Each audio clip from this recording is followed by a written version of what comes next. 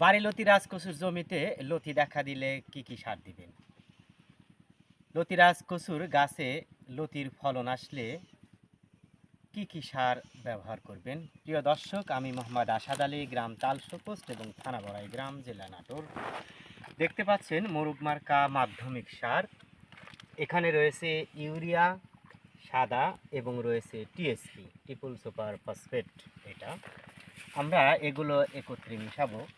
তো তার আগে আমরা একটু গাছগুলো দেখাই। দেখেন জমিতে ইতিমধ্যে কিন্তু কিছু গাছে কিন্তু লতি আসা শুরু হয়েছে। এই পাশেও দেখেন অধিকাংশ গাছেই কিন্তু লতির ফলন এসেছে বা গাছে লতি এসেছে।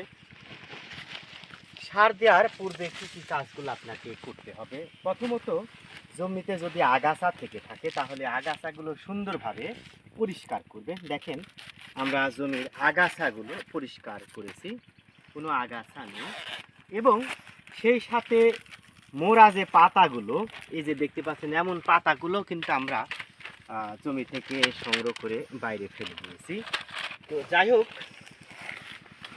মোটামুটি এখানে আমাদের প্রায় 1.5 বিঘা জমি রয়েছে। আপনারা দেখতে পাচ্ছেন আমরা 20 কেজির মতন টিএসপি নিয়েছি এবং 10 কেজি ইউরিয়া সার নিয়েছি, সাথে 6টা মোরগ মার্কা মাধ্যমিক সার আমরা মেশানোর চেষ্টা করতেছি। দেখেন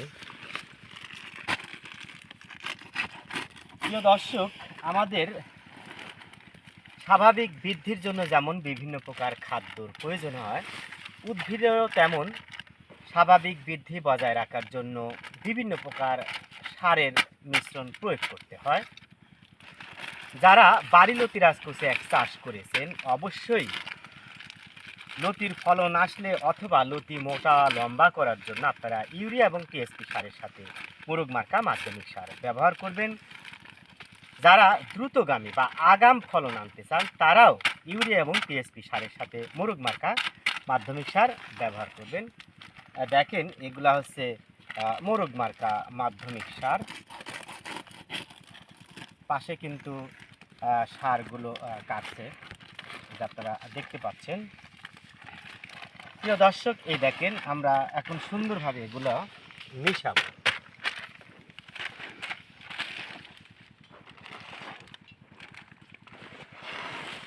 একদম সুন্দরভাবে মিশানোর চেষ্টা করবেন আপনারা, যাতে কোনো অংশেই যেন মিশ্রণটা অমিশ্রিত অবস্থা